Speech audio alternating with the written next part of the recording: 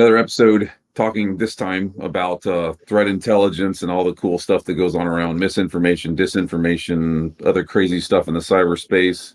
Have an expert on, Charity Wright from Recorded Future. Known you for a long time. Would you give, I don't know, a 15 or 30-second sort of history of who you are and what you do and why we should listen? Yeah. I started my career in the US Army back in 2005. I joined to be a Chinese linguist. So I was stationed at the National Security Agency for a few years, where I served as an intelligence analyst there. And then, as you know, I met you in 2015 when I broke into cybersecurity, and we worked together at Armor Defense. I've worked at various corporations and big companies since then. And then a couple of years ago, I decided to jump into the vendor side and work just in cyber threat intelligence for a threat intel company. I'm currently at Recorded Future. I work with the Insect Group, which is a research team, and I focus my time on China, strategic intelligence, some geopolitical stuff, cyber threats, and counter disinformation. So all super easy topic, especially when you're thinking about, a foreign language like Chinese. Like why did you pick such a difficult language for someone from the West to learn? Oh, well, unlike you guys in the Navy, in the Army, I didn't get a choice. Well, yeah, we do get a choice. Yeah, it's usually one of it's not usually not that good. They didn't even give you a choice, huh? They just said you're going to learn Chinese, huh? I had no idea what I was doing, really. They said, we're going to send you to learn a foreign language. I thought that was pretty cool. In 2005, I assumed I'm going to learn Arabic and go to Iraq. But instead, I was the only one. They said, you're going to go learn Chinese. And I was like, I don't think that's possible. But somehow I made it through. That's cool. So, because you went to DLI over in Monterey, which is a terrible place to be stationed. It's only like one of the most beautiful places. Every time somebody says they went to DLI, I'm like, really? Like that's not even rough duty. Like that's Yeah. awesome. Monterey, California for about 2 years. Language school was 18 months, to go from knowing absolutely no Chinese to like college proficiency. So the goal is to get proficient enough to really understand what you're hearing, translate in real time into English, and then really you just grow in the language on the job, which I did at NSA. Yeah, because you were at Fort Meade proper, right? HQ. No, actually, I was in Hawaii Okay. before Edward Snowden worked there. I did not work with that guy, luckily. So, Yeah, because that's KIA, right? KRSOC. Yeah. yes, yeah. Yeah. And it was In the mountain. Was like super top secret until Snowden came out, and then all the helicopters swarmed over the tunnel trying to look for this, like, where's this underground building? But yeah, It's under the pineapple fields. Yeah. Yeah, under the gold pineapple fields, exactly. Yeah. Well, so with all the stuff going on around China right now, like in your professional opinion, where are we at with this sort of geopolitical thing going on? Because everybody's always asking me about like, well, what's up with China? Are we losing? Are we winning? In the cyberspace, are we doing any better? Are we doing worse? Like, where are we at? I think we're really challenged right now more than we have been in the past. Everyone brings up, oh, but yeah, 10 years ago, 15 years ago, we've had military challenges with them in the Taiwan Straits, and, one of their planes got shot down. Yes, that was some serious military escalation. But what we've been through in the past 5-10 years with cyber intrusions has brought us to this very tense point. And especially when you zoom out and look at how fast China has grown, they are considered the number 2 world power right now behind the US. So if it's a competition, we're still at number 1. And that's taking into consideration economy, military, all sorts of factors. But that is really what prompted me to start looking at what is the risk here? Is it fear mongering? Is everyone just scared for no reason? Or like, let's take a look at what are our biggest risks, with China.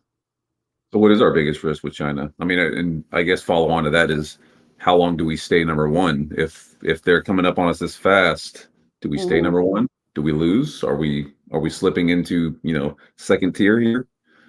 Yeah, I think we're still going to be ahead for a little while, but if we take certain measures to increase competition with them.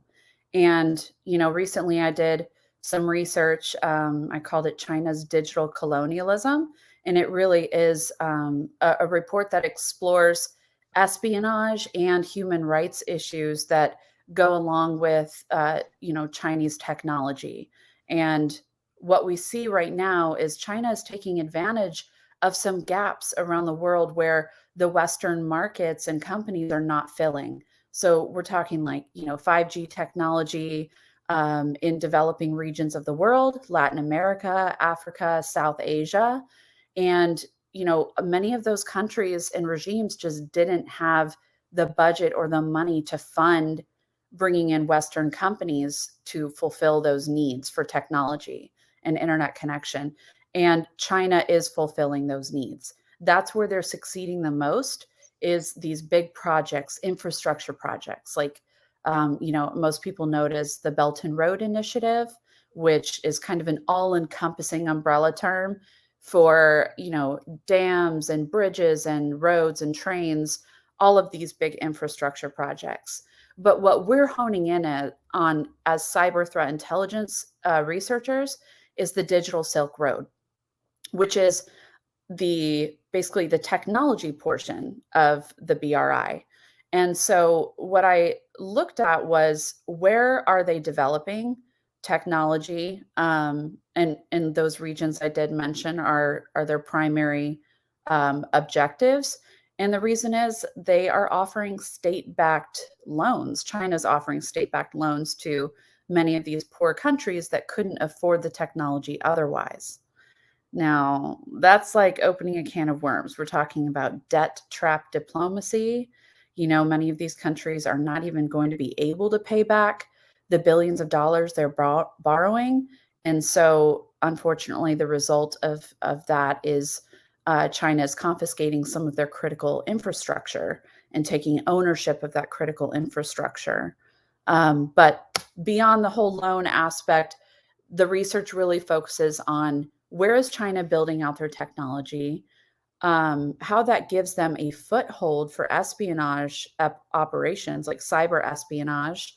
And then also there's a lot of human rights concerns that go along with the export of surveillance technology to illiberal regimes around the world. So, I mean, it's almost like extortion sort of tactics, right? Of like, look, I'm going to give you a bunch of money, go off and do cool things. Oh, you can't pay it back. Well, I mean, the mafia did that in the 50s, 60s, and 70s. I mean, that's what we're talking about here, right?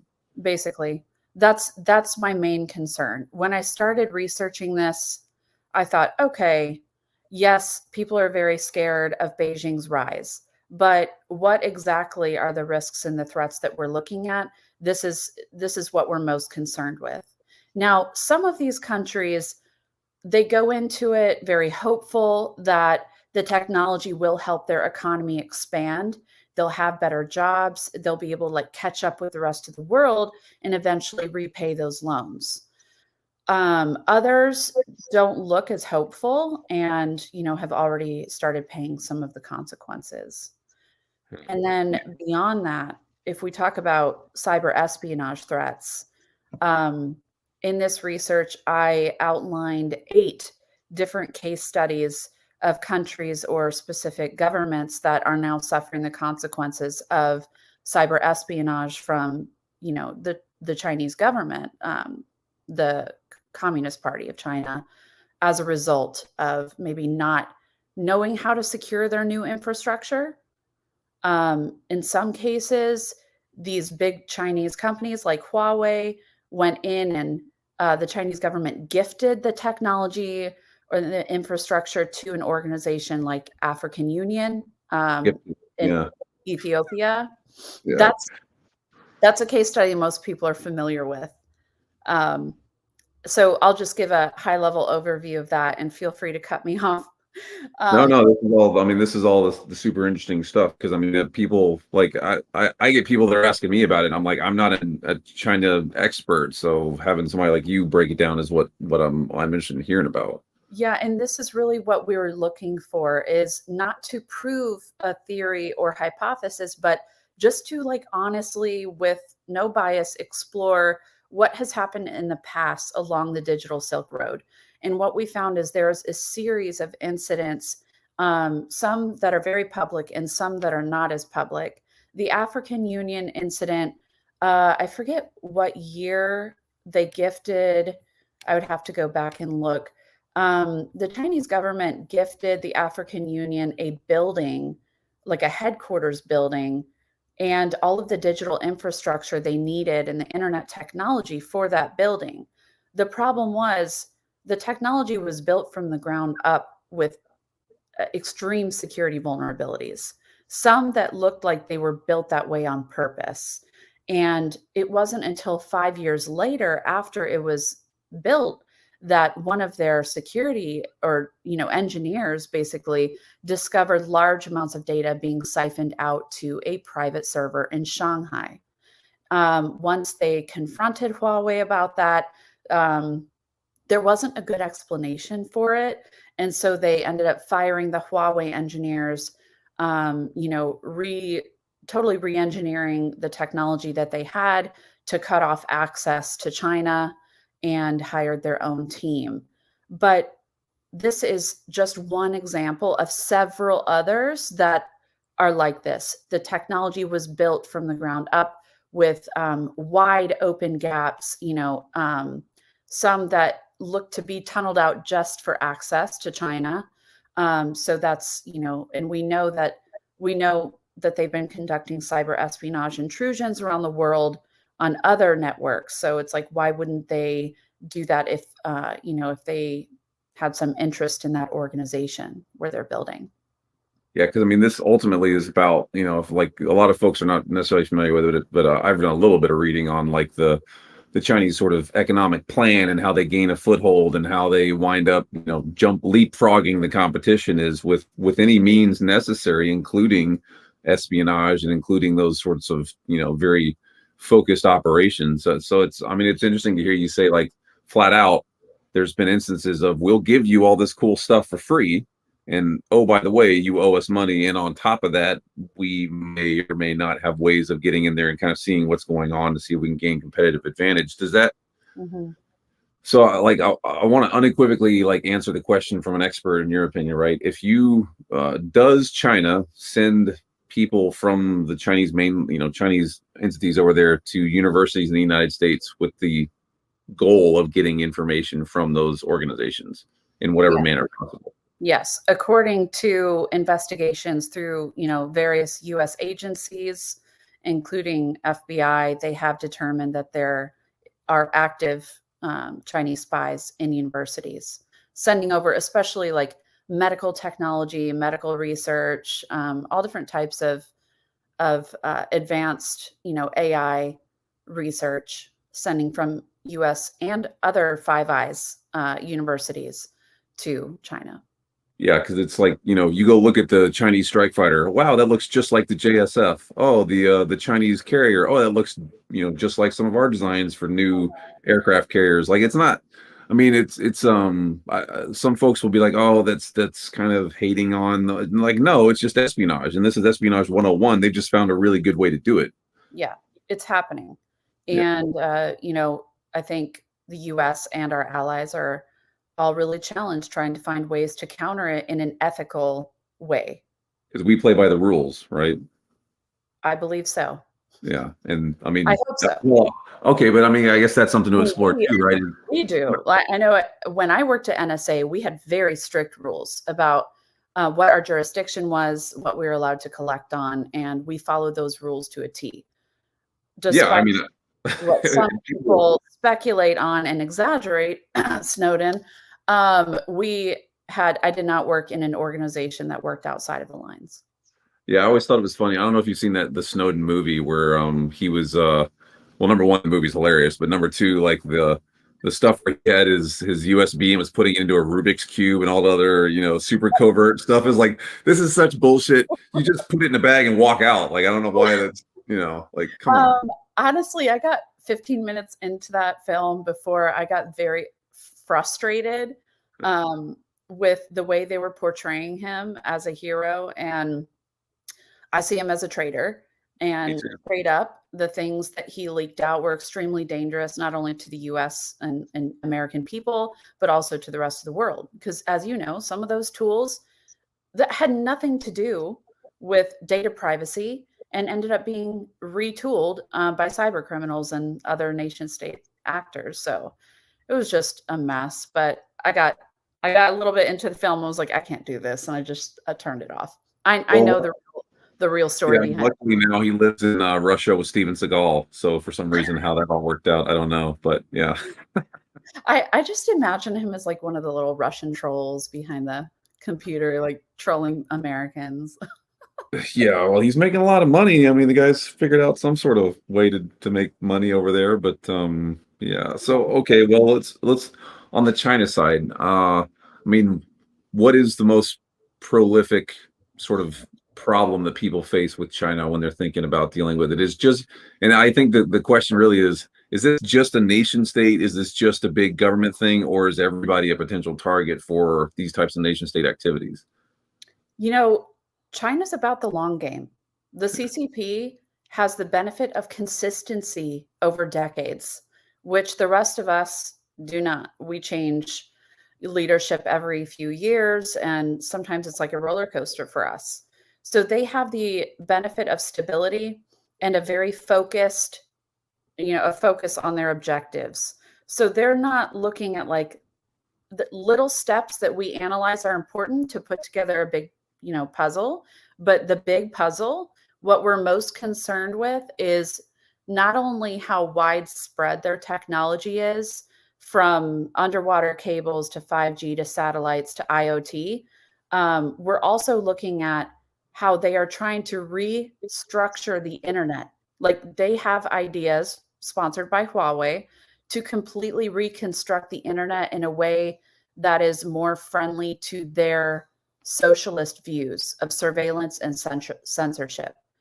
Combine that big picture with like how they want to regulate and they want to kind of balkanize the internet so that every country has responsibility of their own people and infrastructure. That, as well as their sheer volume of information that they have access to, makes them potentially dangerous for the future. And that's something that we have to look at, the big picture. We know that they're stealing DNA data, they're stealing surveillance data from around the world. And now they have explicit contracts with certain countries in Africa where they said, hey, we'll provide surveillance technology for you to set up smart cities and safe cities, but we want you to send us back that data so we can better hone our technology for dark-skinned individuals. That set off some alarms in my head. As an American, I'm thinking about the ramifications of, yes, we know that facial recognition technology does not work as well on dark skin and dark skin individuals and features, but improving on that can go two different ways. It can help differentiate and make people safer if you're using it the right way, or it can be used to target groups of individuals the way China's actively using it right now in Hong Kong against pro-democracy movements and against, Uyghur Muslims in Xinjiang. So when I heard that there were explicit trade agreements for data, that raises more concerns because they already know a lot about human behavior from IoT devices and in Chinese applications that we use. They know a lot about DNA from, places they've breached and stolen data from. And now we're adding extra layers of data on top of that, where they get a full picture of human behavior and how to manipulate it using AI. Well, that takes me to another piece of this equation is unequivocally is that nation state engaged in disinformation operations around topics of concern such as COVID-19 and these types of things. Is that, I mean, is that honest? Absolutely. I've been tracking Chinese information operations for several months now, but just in the past 2 months, I've really been digging in deep. And one of the most common themes, like 4 out of the top 10 themes in Chinese disinformation, has to do with COVID origins. And right now, they're really pushing two themes. One, it wasn't us, and it didn't start in Wuhan. And two, we must demand that the WHO investigate Fort Detrick in the US. So they're pointing fingers back at the US, going, look at what a mess America is right now with all this, COVID breakout. And we have not had a good investigation of a possible biolab incident from Fort Detrick. So they're trying to just push those narratives. And as silly as it sounds to us, they've been quite successful with these operations because they're consistent. They just don't stop.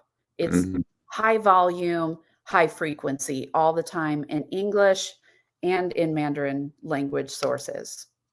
Do you think that that's having any impact on like the vaccination stuff and people being willing to sort of trust what the government is telling us around this whole COVID thing?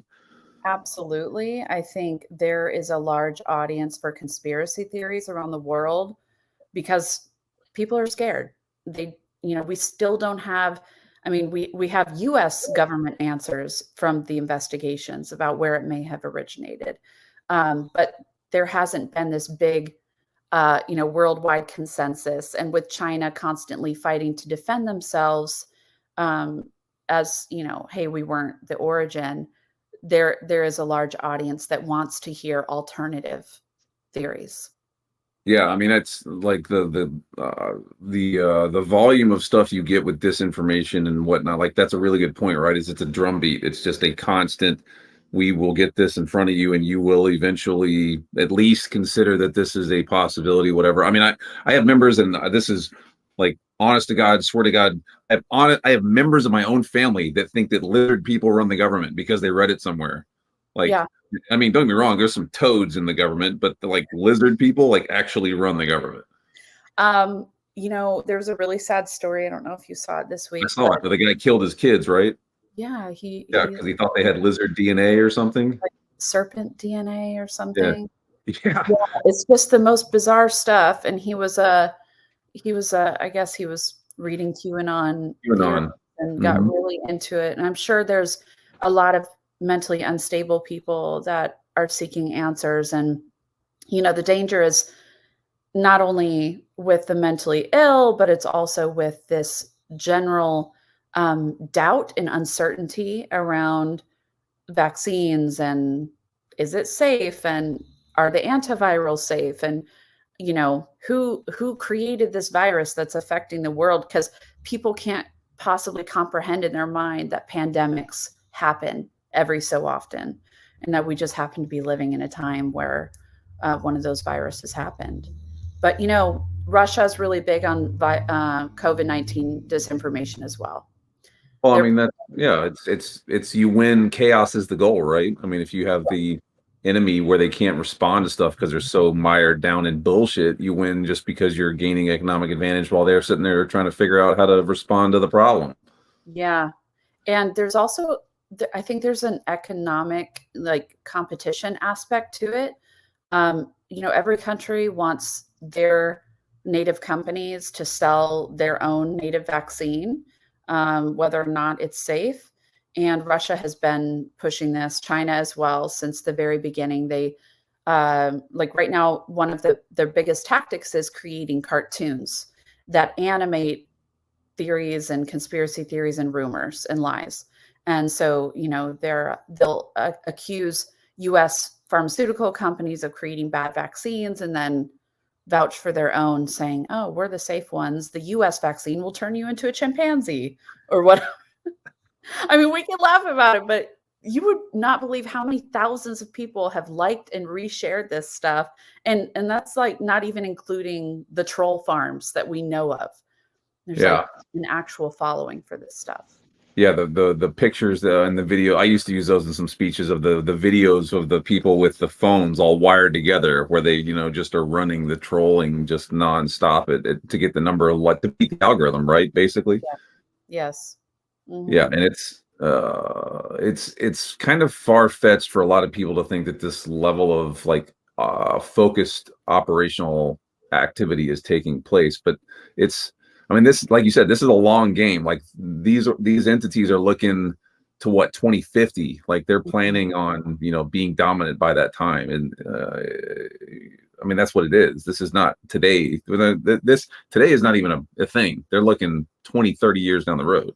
Oh yeah, and they know how, you know, asymmetric warfare works. They know how influencing people works. And now that we have this internet that is basically in every country and everyone has a smartphone, that's how they know they can access the minds and the will of people in other countries is through the internet, through social media.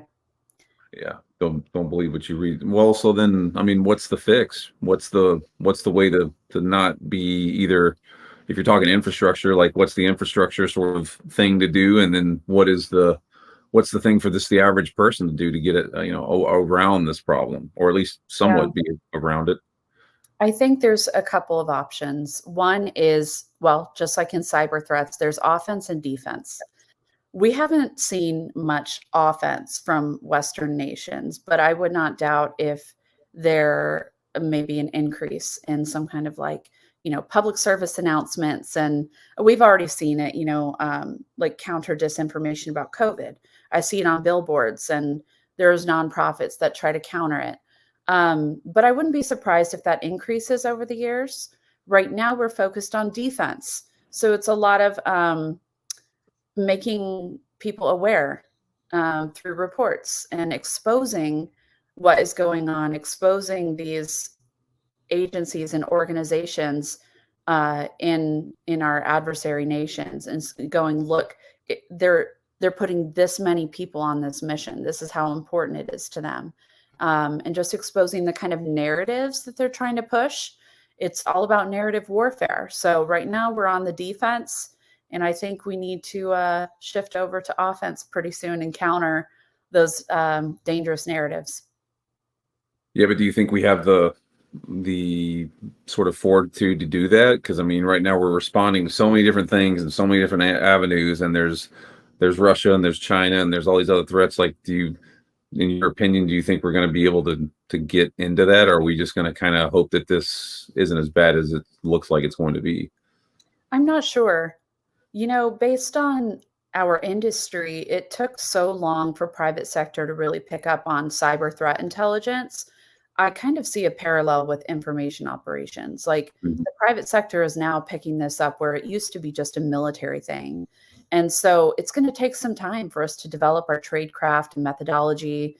Insit Group is working really hard on that right now. Like creating like diamond model for attribution of information operations, and raising awareness not only among government clients but private sector too, because disinformation can seriously affect corporations as well. So, I'm an optimist, but it's pretty challenging. It's There's pretty optimists. There's challenging. those people that are optimists anymore. I didn't know it's a thing. Hey, the longer I study China, the less optimistic I've been. But I have faith in our very intelligent people, and that there are people focusing on that. Academics, think tanks, nonprofits, and now private sector for profit. We're all kind of like putting our heads together, going, how can we counter dangerous narratives? So if you're a company and you buy technology that rolls off the factory floor in mainland China, should you consider it compromised? Oh, I would definitely do some serious pen tests on that stuff, and tackle it from every angle. Like every layer of that technology needs to be tested. And even like hiring outside organizations to help check you and keep you accountable. And think it's worth a look at, especially because if you're a foreign company operating within China, that puts an additional level of risk. The Chinese government, the CCP, does not have to offer a warrant to audit any of your data. They can just take it Yeah. at will.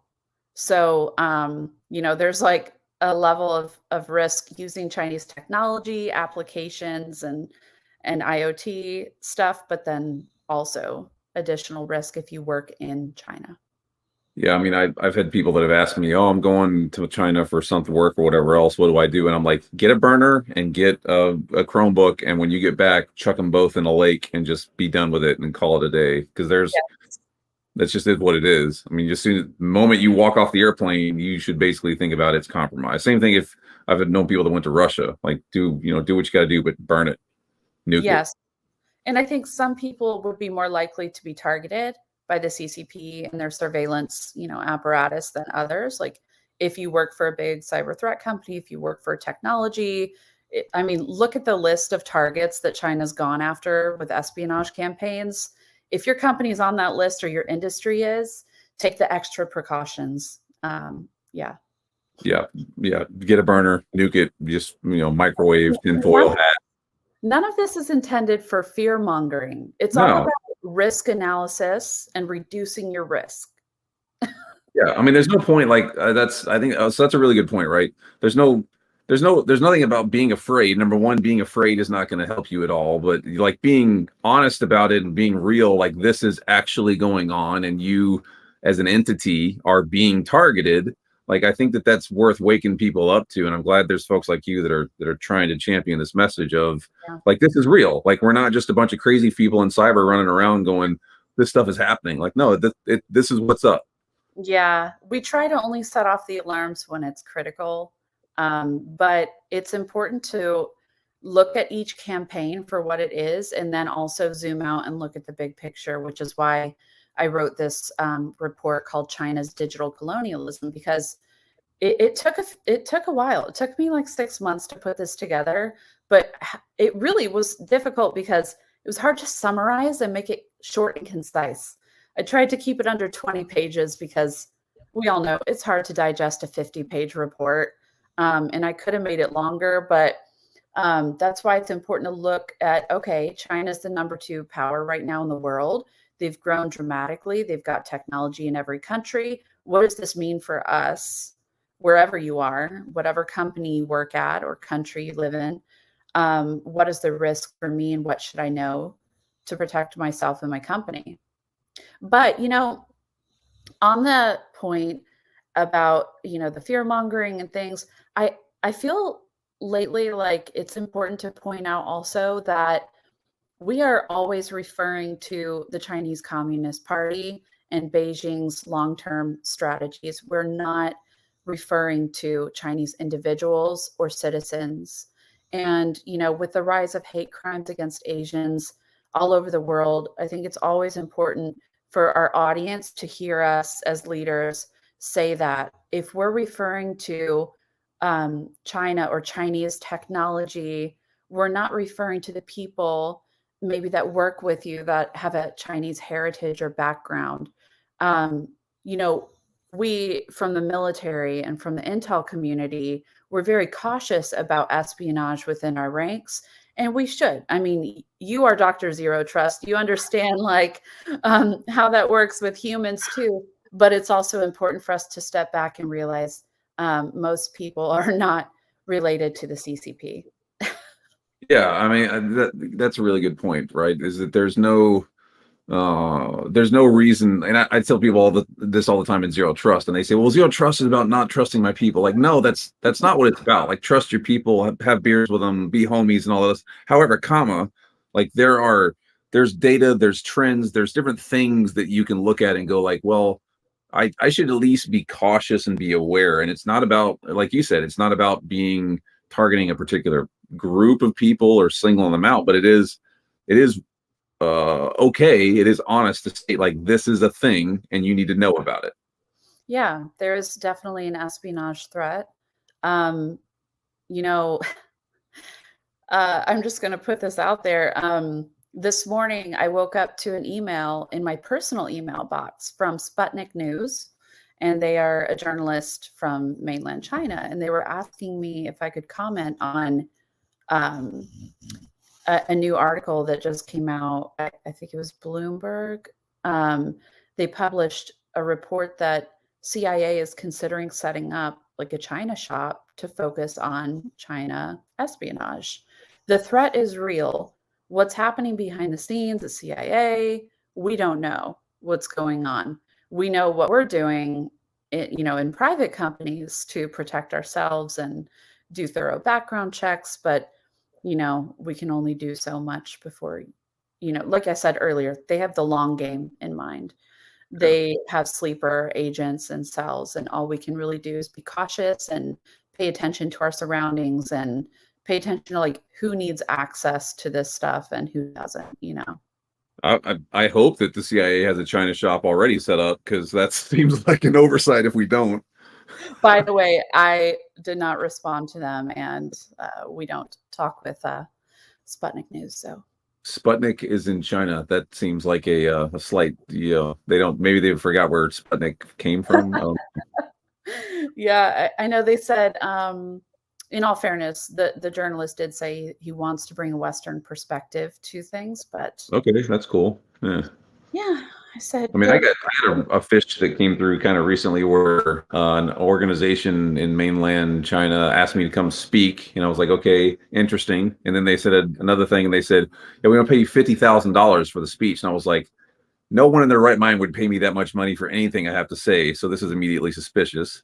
And then the second thing was the thing they sent me to check on my logistics and whatever else was an Excel spreadsheet, and I was like, no, I don't think so. Macros enabled. Yeah. Oh, absolutely. Yeah. I was like, I think I'll pass. They're like, you must enable macros to open this, and you're just like, you know who I am, right? I was like, no, I'm gonna pass. Thanks. I was like, you can send me a check for 50 grand and maybe we'll see where this goes. But yeah.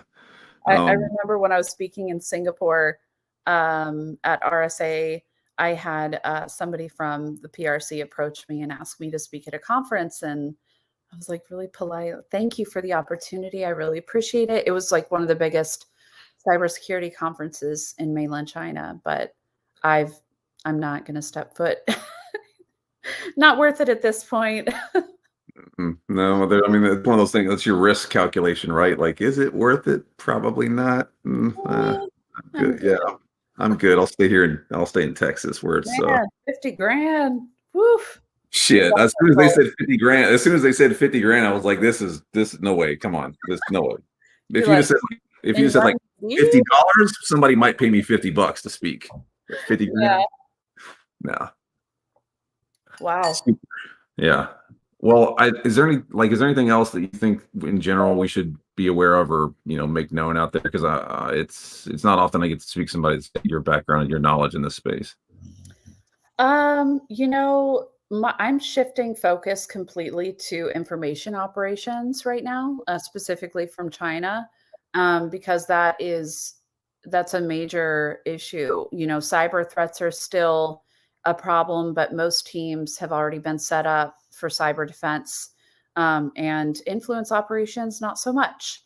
So I would say just be cautious. Make sure that no matter what you're looking at in social media or in the mainstream media, look at sources, listen to official sources on health information. And as far as the threat from China goes, just do thorough risk assessments and be mindful of some of these things. And of course, the report can be found on Recorded Future's website if anybody wants to read the full Yeah, thing. I've read all the stuff you published. It's all super stuff. Because I read all the time, like that's my thing. So Awesome. I appreciate that. yeah, you guys publish really good stuff. I was a fan of Recorded Future back when they were like 6 people in a bus, doing it. But they're big now. They just got a big funding round, and stuff's just rolling along for y'all, huh? Yes, I'm really happy to be working here. We were customers when we worked, before together, and Hmm. I kind of cut my teeth on threat intel with Recorded Future. So it's an honor. We have the Predict conference coming up in October, and it turns out I get to be a co-host. So I'm very excited. I remember back when I was just trying to get a budget to attend when it was called Our Fun, and Yeah. so I get to host Predict this year. Awesome. Well, Yeah. you're all over the news. I see you on like CNBC and MSNBC, and yeah, you're big time. Only because you were my mentor from the beginning. I'm just, Remember the show I we just had? keep moving along, and sometimes I get to help good people out. So yeah, Yeah, back to what was it? CTU. yeah, That was the yep. first time I went on camera with you. Oh man, yeah, that was a while back. Yeah, gosh, yeah, we had that was for the folks that don't know. When we were at Armor, we did this was early days. Like we were trying to do our own YouTube thing and whatever else, and it was pretty fun, but it wasn't very good. Hey, we had to start somewhere. Yeah, right. You got to start somewhere. So Yeah. it's always bad to be ahead of the market, I guess, is what they say. So Yeah. we Hey, were we were that practice led us here. there we go. Yeah, you got to start somewhere. Well, as always, thank you so much for chatting with me. Expert in China, expert in narrative intelligence operations, big hitter at Recorded Future, and obviously great things coming in the very near future. Charity Wright, Recorded Future. Thank you. Thank you. Always good to talk to you.